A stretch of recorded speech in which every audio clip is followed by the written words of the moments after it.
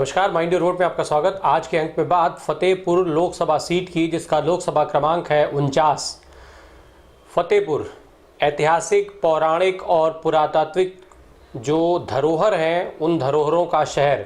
एक ऐसा शहर जहां जो पर्यटन है वो इसे पर्यटन का एक प्रमुख क्षेत्र है, जहां पर हालांकि सरकारी सुविधाओं के अभाव में ये क्षेत्र उस तरीके से मशहूर नहीं है जैसे यहाँ की संभावनाएं हैं।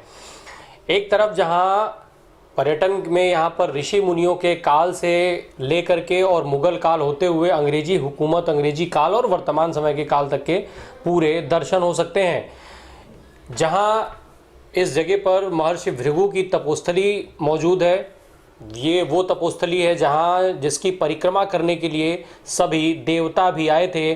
तो वहीं दूसरी तरफ यहाँ औरंगजेब की बाग बादशाही है। उत्तराधिकार की लड़ाई लड़ने के बाद जो इसके भाई थे, भाई शाह सूजा, उनसे जब औरंगजेब ने अपना युद्ध जीता तो उसके बाद इस जगह का निर्माण कराया गया। इसमें कई बावड़ियाँ हैं जो बहुत ही खूबसूरत हैं और ऐसे स्वरूप में के लिए ये जाना जाता है। साथ ही यहीं पर बावनी इमली है। बावनी इमली वो जगह है जो अंग्रेजी हुकूमत की क्रूरता की दास्तान खुद कहती है। यहाँ 52 क्रांतिकारियों को अंग्रेजी हुकूमत ने इमली के पेड़ से फांसी पर लटका दिया था और उन शहीदों का पार्थिव शरीर 18 दिनों तक इसी तरीके से इस पेड़ पर लटका रहा। जो हर एक इमली का पेड़ शहीदों की दास्तां को बयां करता है। लौटते हैं राजनीति की तरफ। राजनीति की बात की जाए तो वर्तमान समय में इस लोकसभा में विधानसभा की 6 सीटें आती हैं, जिसमें जहानाबाद, बिंदकी, फतेहपुर, आयाशाह, हुसैनगंज और खागा, ये 6 विधानसभा की सीटें आती हैं। इसमें 5 सीटें भारतीय जनता पार्टी के पास हैं, तो वहीं छठी सीट जो जहानाबाद है वो अपना दल जो सोनेलाल वली है उसमें है, जो भारतीय जनता पार्टी के सहयोग से चलती है। 1957 में लोकसभा का पहला इस जगह पर आम चुनाव हुआ, जब कांग्रेस पार्टी के टिकट पर चुनाव लड़े अंसार हरवानी को यहाँ से चुनाव जीतने का अवसर मिला और यहाँ के पहले सांसद चुने गए।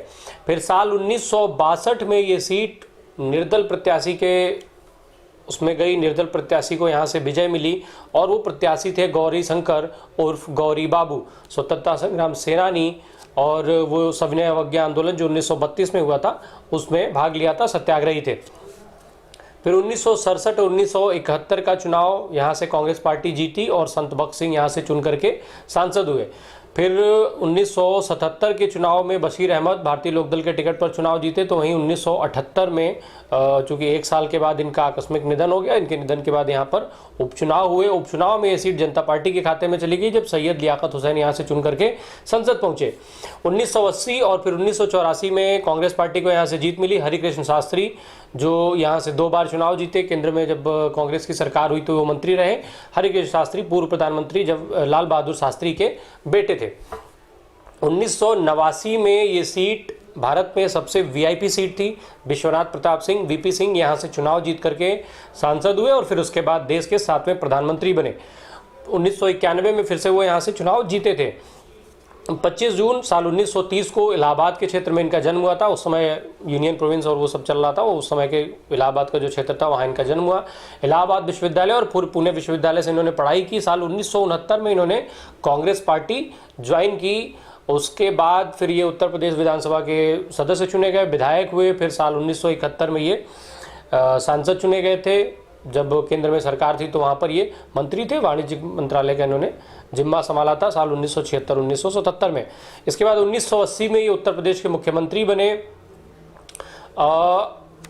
उस समय जो यहाँ पर फूलन देवी का गैंग था, उसके गैंग के एनकाउंटर में इनकी खासी चर्चा थी और उस गैंग के एनकाउंटर को लेकर के ये खास चर्चा में रहे थे। फिर राजीव गांधी की सरकार में वित्त मंत्री रहे, रक्षा मंत्री रहे, फिर राज्यसभा के नेता भी रहे थे। इन्हीं ये जब रक्षा मंत्री थे तभी बोफोर्स कांड जो हुआ था वो बोफोर्स घोटाला सामने आया था। जिसके बाद इन्होंने इस्तीफा दे दिया। फिर साल 1988 में इन्होंने जनता दल बनाया।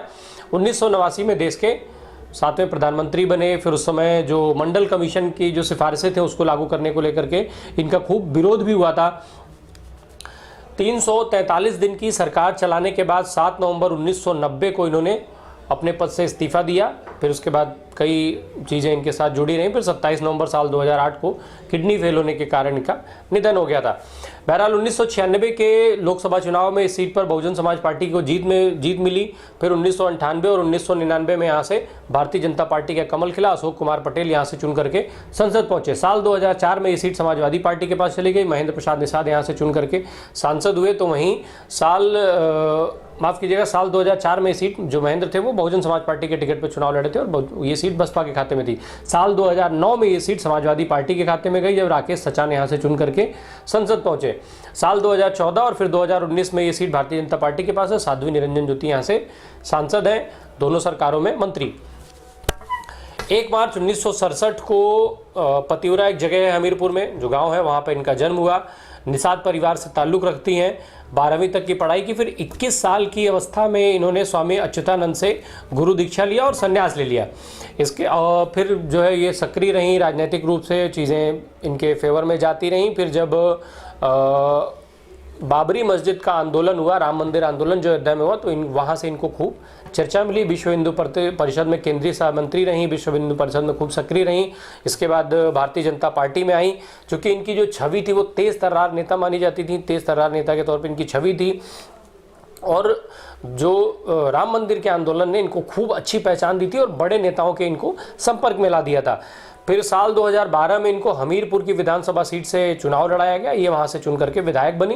फिर साल 2014 में ये फतेहपुर की लोकसभा सीट से भारतीय जनता पार्टी ने इनको अपना उम्मीदवार बनाया, सांसद हुई। और फिर केंद्र में जब मोदी सरकार बनी तो उसमें राज्य मंत्री बनी। हालांकि बाद में अपने विवादित बयान को लेकर के ये मोदी सरकार की इन्होंने खासी किरकिरी कराई और यहाँ तक कि खुद प्रधानमंत्री नरेंद्र मोदी को इनके बयान के लिए संसद में माफ़ी मांगनी पड़ी थी। उसके बाद फिर 2019 में इनको दोबारा से इसी सीट से चुनाव लड़ाया गया। ये चुनाव जीती और मंत्री हुई। इनके बाद राकेश सचान 20 दिसंबर 1964 में राकेश सचान का जन्म हुआ था। मूल रूप से कानपुर के रहने वाले हैं, कानपुर के निवासी। छात्र जीवन से ही राजनीति में सक्रिय थे। साल 1993 में विधानसभा का पहला चुनाव लड़े, जनता दल के टिकट पर चुनाव लड़े थे। उस समय सपा और बसपा का गठबंधन था और अपनी ताकत दिखाई इन्होंने सपा बसपा गठबंधन के प्रत्याशी को हरा करके। और फिर उसके बाद ये समाजवादी पार्टी में शामिल हो गए। साल 2002 में इसी घाटमपुर की विधानसभा सीट से ये समाजवादी पार्टी के टिकट पर चुनाव लड़े और जीते, फिर विधायक हुए। साल 2009 में समाजवादी पार्टी ने इनको फतेहपुर की लोकसभा सीट से अपना उम्मीदवार बनाया और ये चुनाव जीत करके सांसद हुए। हालांकि साल 2014 का जो लोकसभा चुनाव समाजवादी पार्टी के टिकट पर दोबारा लड़े, वो चुनाव ये हार गए। 2019 के चुनाव के पहले ये सीट समाजवादी पार्टी और बहुजन समाज पार्टी के जब गठबंधन हो गया तो बसपा के खाते में चली गई। इनको सीट मिली नहीं। ये नाराज होकर के फिर इन्होंने समाजवादी पार्टी का साथ छोड़ा और कांग्रेस पार्टी में शामिल हो गए। कांग्रेस पार्टी ने इनको 2019 में लोकसभा का टिकट दिया, पर ये चुनाव हार गए। कभी मुलायम सिंह यादव के बेहद करीबी माने जाते थे और इनकी गिनती कानपुर क्षेत्र के बड़े नेताओं में होती थी। इसके अलावा इस जो ये संसदीय सीट है फतेहपुर की, वहाँ के विधानसभाओं से 2 विधायक उत्तर प्रदेश की सरकार में मंत्री हैं। इसमें पहला नाम है रणवेंद्र प्रताप सिंह धुन्नी सिंह का और दूसरा जय कुमार सिंह जैकी। ये धुन्नी सिंह भारतीय जनता पार्टी के नेता हैं। हुसैनगंज की जो सीट है वहाँ से एमएलए हैं, वर्तमान समय में राज्य मंत्री हैं। साल 2002 में ये विधानसभा का चुनाव लड़े थे, तब ये निर्दल लड़े थे, चुनाव हार गए थे। उसके बाद साल 2007 में, चूँकि चुनाव के पहले भारतीय जनता पार्टी में सम्मिलित हो गए थे, भारतीय जनता पार्टी ने इनको खागा की सीट से चुनाव लड़ाया, चुनाव जीत करके ये विधायक हो गए। इसके बाद 2012 में चुनाव हारे और फिर 2017 में चुनाव जीत करके ये वर्तमान समय में मंत्री हैं। जय कुमार की बात की जाए तो ये अपना दल सोनेलाल के टिकट पर चुनाव जीत करके जहानाबाद की सीट से और उत्तर प्रदेश की सरकार में राज्य मंत्री हैं। समीकरणों की बात की जाए तो इस सीट पर इस पूरे लोकसभा में करीब 18,35,254 मतदाता हैं, जो 2019 के आंकड़े थे, जिसमें करीब 9.9 लाख के आसपास पुरुष मतदाता हैं, तो वहीं 8,30,000 के आसपास महिला मतदाताओं की संख्या है। 26 लाख से ज़्यादा आबादी इस क्षेत्र में है, जिसकी 24.75% आबादी अनुसूचित जाति से संबंध रखती है। जो कुर्मी और निषाद और लोध, ये जो वोटरों का समीकरण है, ये यहाँ निर्णायक भूमिका निभाता है। तो वहीं 13% मुस्लिम आबादी इस जीत पर अपनी मुहर लगाती है। धन्यवाद।